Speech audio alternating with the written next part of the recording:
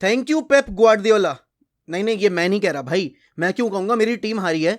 लेकिन ये मेरे टीम के मैनेजर कह रहे हैं, एरिक टेन हैग, कि thank you Pep and thank you Man City for giving us a reality check. क्योंकि प्लेयर्स ये समझ रहे थे कि वो पूरी तरीके से तैयार हो चुके हैं आने वाले चैलेंजेस के लिए। फैन बेस भी इतना कॉन्फिडेंस में आ गया था कि नहीं, we are going to dismantle Man City, we are going to stop Haaland और ये और वो। और उसके अलावा भाई आज की प्रेस कॉन्फ्रेंस में रोनाल्डो के रिगार्डिंग भी कहा गया है रोनाल्डो अनहैप्पी है। नहीं, लिटरली क्या रोनाल्डो अनहैप्पी है? क्योंकि ट्रेनिंग की वीडियोस जो मैं देख रहा हूं, ट्रेनिंग की जो क्लिप्स निकल कर आई हैं, उसमें तो मुझे वो अनहैप्पी नहीं दिख रहा।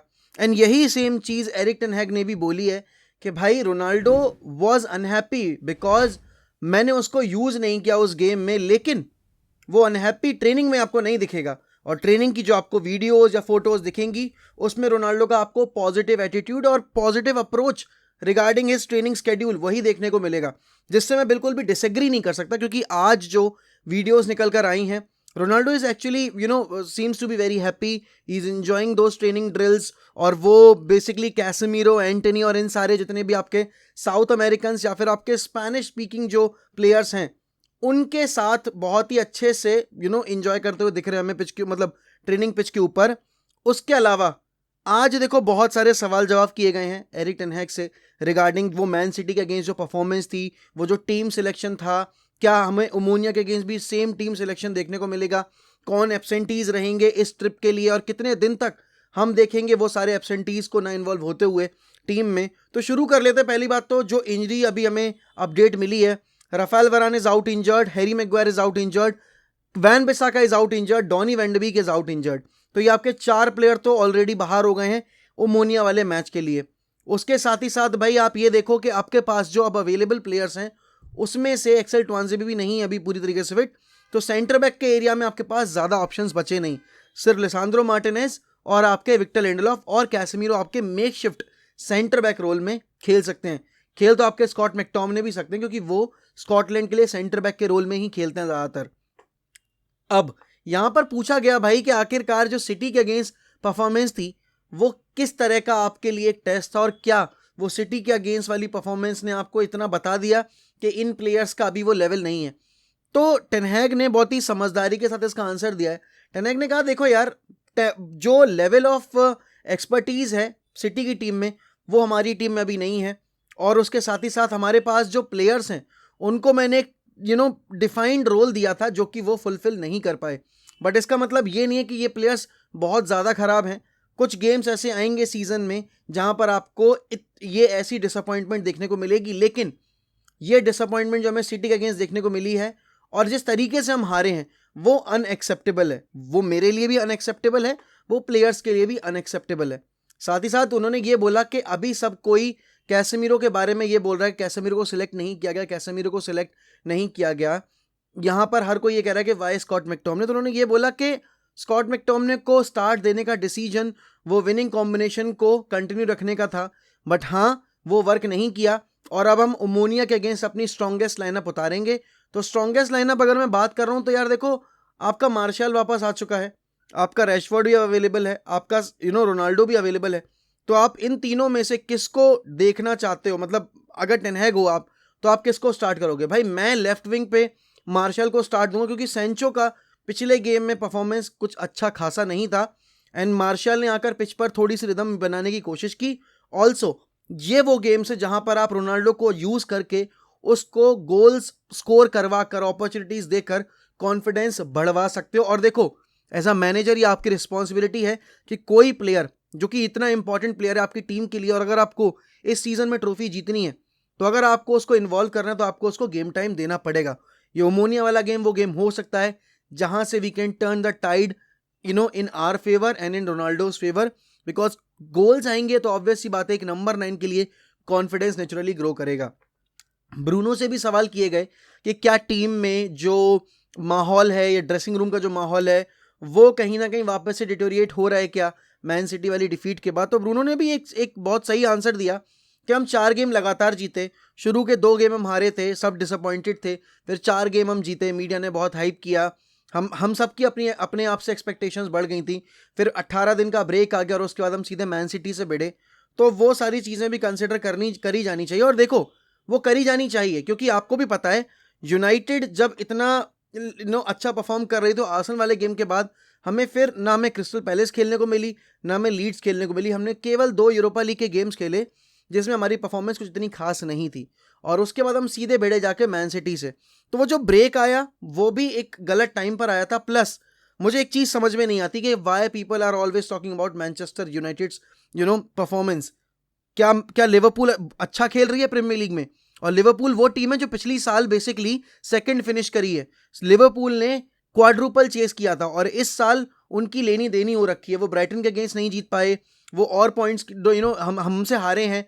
तब भी उस गेम में कह दिया था कि हमारी विक्ट्री जो थी वो फ्लूक थी, that was a one of game.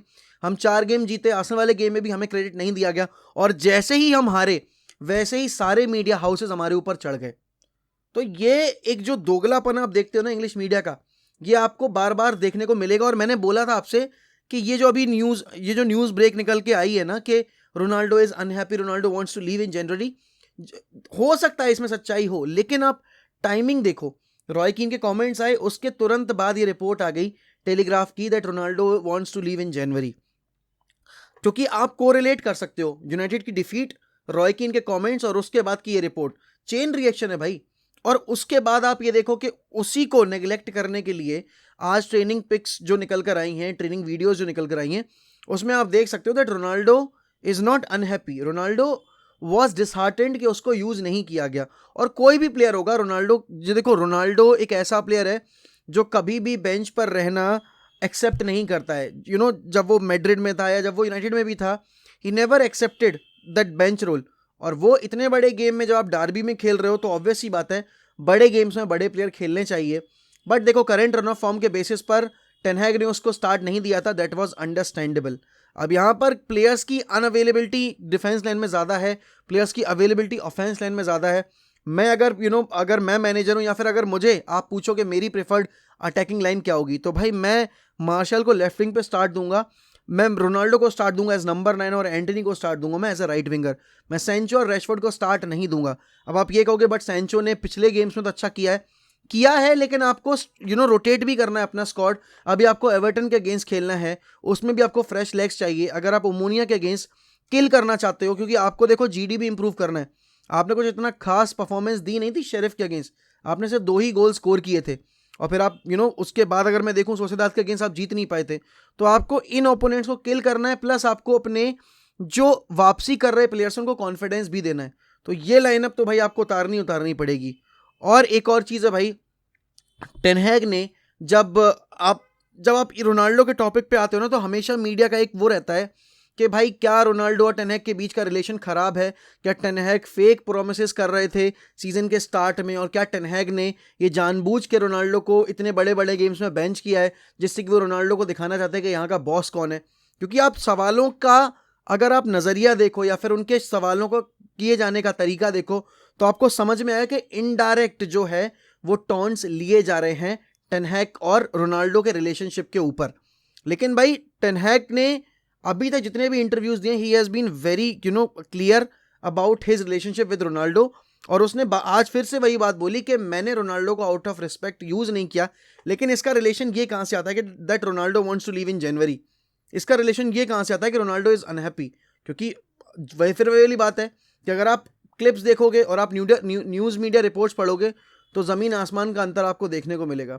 But यही चीज़ है भाई, मीडिया को पता है कि फैन बेस को कैसे अगेंस्ट करना है। अगर एक प्लेयर सेंट्रिक फैन बेस है तो उसको मैनेजर के अगेंस्ट कैसे खड़ा करना है, और अगर एक क्लब सेंट्रिक फैन बेस है तो आप एक प्लेयर के इन एंटिक्स को दिखाकर कैसे फैन बेस को प्लेयर के अगेंस्ट खड़ा कर सकते हो, भले ही वो प्लेयर क्रिस्टियानो रोनाल्डो क्यों ना हो।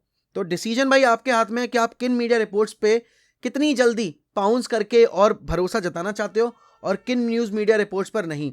मैंने वो चीज़ बोली थी कि मैंने यही बोला है कि हमारे लेजेंड्स हमारे लिए सबसे बड़ी सरदर्दी हैं, क्योंकि वो हमेशा मैनेजर्स को फोर्स करते हैं एक ऐसी सिचुएशन में जहां उनको मीडिया को फेस करना पड़े और फिर उन तीखे जवाब सवालों का जवाब देना पड़े। एंड रॉय कीन ने जो किया उस दिन, वो मैनेजर का डिसीजन था। आप ये सवाल नहीं खड़ा कर सकते कि वो डिसरिस्पेक्ट कर रहे हैं। कहाँ से कर रहे हैं डिसरिस्पेक्ट? वही रॉय कीन को अगर हमने रोनाल्डो को स्टार्ट दे दिया होता और रोनाल्डो अगर परफॉर्म नहीं कर पा रहे होते तो रॉय कीन होते जो कहते कि अरे भाई आपका वो प्लेयर इंटरनेशनल ड्यूटी पे परफॉर्म करके नहीं आया है, आपने उसको स्टार्ट दे दिया। तो ये दोगलापन है, और ये दोगलापनी जो है वो हमें आए दिन परेशान करता है, और ये दोगलापन कोई और नहीं, हमारे खुद के लेजेंड्स दिखाते हैं।